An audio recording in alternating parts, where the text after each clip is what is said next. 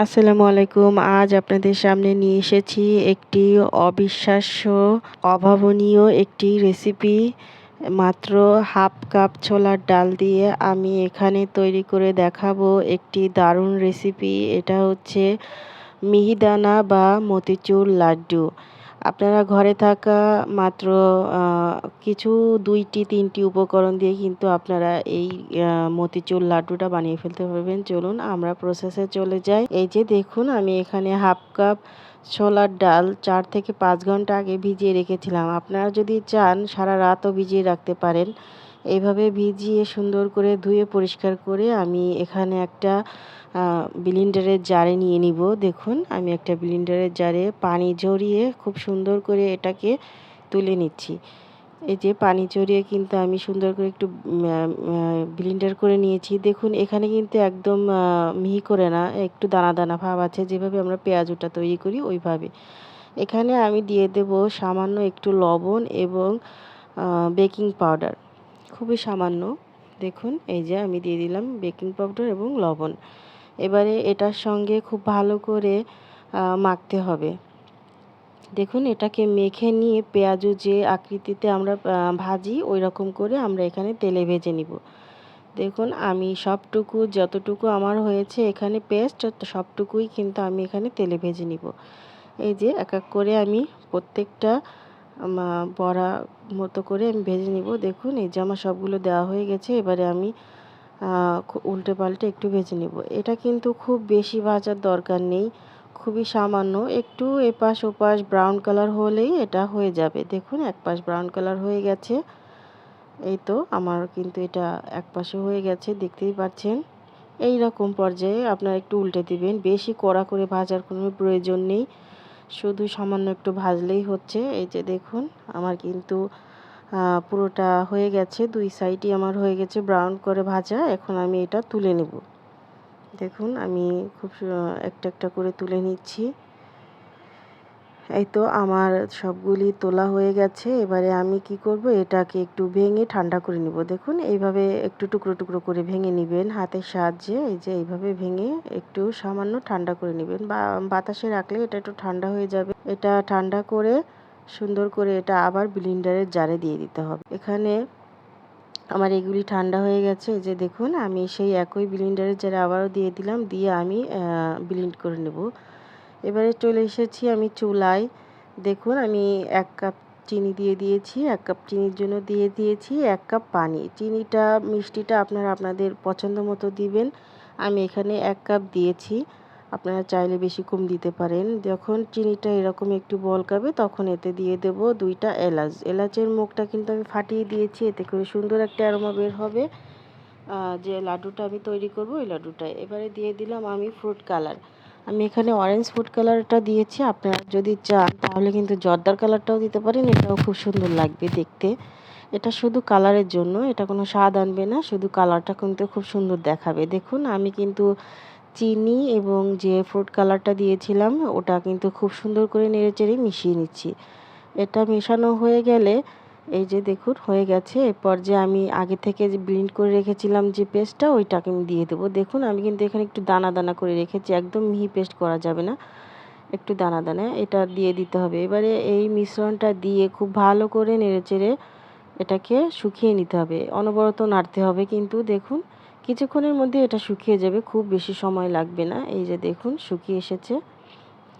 এটাকে খুব ভালো করে নেড়েচেড়ে মিশাতে হবে। দেখুন, এই যে একটু পানি পানি আছে, কিছুক্ষণের মধ্যে এটা শুকিয়ে যাবে। যদি কেউ বেশি পানি দেয় তাহলে কিন্তু এর থেকে বেশি নরম হয়ে যাবে, তাহলে একটু সময় বেশি লাগবে। আমি কম পানি দিয়ে, কম লাগে এই কারণে আমি একটু কম পানি দিয়েছিলাম। কেউ যদি বেশি পানি দেন তাহলে একটু বেশি সময় নিয়ে এটা শুকিয়ে নেবেন, এই তাছাড়া কিছুই না। দেখুন, আমার এটা কিন্তু শুকিয়ে এসেছে। দেখুন, প্যান থেকে কিন্তু ছেড়ে ছেড়ে দিচ্ছে, এতে কোনো রকম কোনো পানি নেই, পুরোটাই শুকিয়ে এসেছে। এ পর্যায়ে আমি দিয়ে দেবো এখানে কিছু ড্রাই ফ্রুট। এখানে আমি কিশমিশ, কাজু বাদাম, কাঠবাদাম এই ৩টা ব্যবহার করেছি। আপনারা যদি চান এর থেকে বেশিও ফ্রুট ব্যবহার করতে পারেন, কমও করতে পারেন, আপনাদের ইচ্ছা। এটা এটা আপনাদের টেস্ট অনুযায়ী যার যেমন মন চায়। দেখুন, এই ড্রাই ফ্রুটগুলো আমি সুন্দর করে মিশিয়ে নিচ্ছি। এভাবে নেড়েচেড়ে একটু মিশিয়ে দিবেন, দেখবেন সব জায়গায় এটা পৌঁছে যাবে। এ পর্যায়ে আমি একটু মিলিয়ে মিশিয়ে দেওয়ার পরে আমি কিন্তু এখানে 2 চামচ ঘি দিয়ে দেবো। যদি আপনারা চা চামচ দেন তাহলে 2 চামচ দিবেন, যদি টেবিল চামচে দেন তাহলে বড় টেবিল চামচের 1 চামচ ঘি দিয়ে দিলেই হবে। এবারে ঘিটা দেওয়া হয়ে গেছে, এবারে আমি আবারও খুব ভালো করে নেড়েচেড়ে মিশিয়ে নিব। দেখলেই বুঝতে পারবেন, বলার কিছুই নেই। আসলে এটা বলে কিছু বোঝানোর নেই। দেখুন আমি আবারও ঘি দিয়ে সুন্দর করে নেড়েচেড়ে মিশিয়ে নেব। এই পর্যায়ে যখন এটা মিশে যাবে তখন কিন্তু আমি এটা তুলে নেব। আর কোনো কাজ নেই। এটা খুবই সহজ, একদম সহজ। যে নতুন রাঁধুনিরা আছে তারাও কিন্তু এটা একবার দেখলেই পেরে যাবে। খুবই সহজ পদ্ধতিতে এটা তৈরি করেছি। আপনারা যদি পছন্দ করেন তাহলে অবশ্যই একটা লাইক, কমেন্ট, শেয়ার করবেন এবং আমার চ্যানেলটি সাবস্ক্রাইব করে রাখবেন। দেখুন আমার এটা হয়ে গেছে, আমি এটা তুলে নিচ্ছি। এই যে একটা বাটিতে আমি তুলে নিয়েছি। নিয়ে নেব, হাতে একটু ঘি মাখিয়ে নিয়েছি। দেখুন নিয়ে নিয়েছি কিন্তু একটু ঘি মাখিয়ে। এবারে যে যার পছন্দ মতো, যদি বড় করতে চান বড় করে দলাটি নিবেন, যদি ছোট করতে চান ছোট করে নিবেন। আমি এখানে মিডিয়াম করে বানাবো। দেখুন আমি কিন্তু ডো নিয়ে নিয়েছি হাতে। এই যে এই ডোটি দিয়ে সুন্দর করে 2 হাতে একটু প্রেস করে এই যে সামান্য, একদমই খুব জোরালোভাবে না কিন্তু। দেখুন আমার কিন্তু এই যে একটা কিন্তু আমার হয়ে গেছে। এই যে দেখুন হাতের পরে একটু নাড়াচাড়া দিলেই কিন্তু এটা গোল হয়ে যায়। এই যে আমার একটা তৈরি করা হয়ে গেছে, দেখতেই পাচ্ছেন। আমি আরও একটা তৈরি করে দেখাচ্ছি। দেখুন এটা কিন্তু খুবই সহজ, একদমই সহজ। আপনারা একটুখানি চেষ্টা করলেই কিন্তু পেরে যাবেন। যারা নতুন রাঁধুনি আছেন, নতুন রাঁধুনি আপুরা, আপনারা সামান্য একটু চেষ্টা করলেই পারবেন। দেখুন আমি আরও একটা করে দেখাচ্ছি। এই তো দেখুন একটু গোল গোল করে এই যে হাতের মুঠো একটু চেপে তারপরে একটু গোল গোল করে নিলেই এটা হয়ে যাবে। এতে খুব বেশি পেরেশানির কোনো দরকার নেই। দেখুন এই যে আমার 2 নাম্বারটাও হয়ে গেছে। এভাবে আমি সবগুলো কিন্তু এভাবে গোল করে নিব। এই তো দেখুন আমার সবগুলি করা হয়ে গেছে।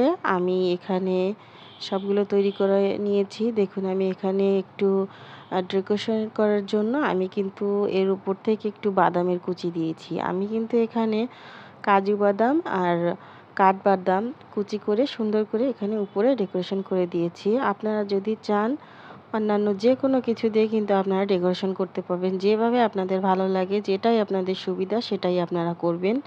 দেখুন আমার এটা দেখতে কতটা সুন্দর লাগছে, কতটা ইয়াম্মি, কতটা লোভনীয় হয়েছে। দেখুন একদম পারফেক্ট দোকানের মতো। আপনারা কিন্তু এইভাবে খুব সহজেই বাসায় এটা তৈরি করে নিতে পারবেন। দেখুন আমার কিন্তু হাফ কাপ ডালে কিন্তু এখানে 1 কেজির মতো আমার এখানে লাড্ডুটা হয়েছে, মতিচুর লাড্ডু বা মিহিদানা লাড্ডু যেটাই বলুন না কেন। দেখুন এটা কিন্তু খেতেও খুবই সুস্বাদু, স্বাস্থ্যকর, সুস্বাস্থ্যের জন্য এটা খুবই ভালো। দেখুন আমি ভেঙে দেখাচ্ছি ভেতরটা কতটা সুন্দর হয়েছে। দেখুন এই যে একদম দোকানের মতো পারফেক্ট একটা লাড্ডু হয়েছে। এটা কিন্তু বাচ্চা থেকে বয়স্ক বাসার সবাই পছন্দ করবে। আপনারা অবশ্যই এটা একবার ট্রাই করবেন। আসলে বাইরের খাবার থেকে ঘরের খাবার কিন্তু অনেকটাই উপকারী। এতে করে আপনাদের শরীর এবং মন দুটোই ভালো থাকবে, বাচ্চাদের বিশেষ করে। আপনারা এটা অবশ্যই একবার ট্রাই করবেন। যদি আপনাদের কাছে ভালো লেগে থাকে তাহলে লাইক, কমেন্ট, শেয়ার করবেন। আমার চ্যানেলটি সাবস্ক্রাইব করে রাখবেন অবশ্যই।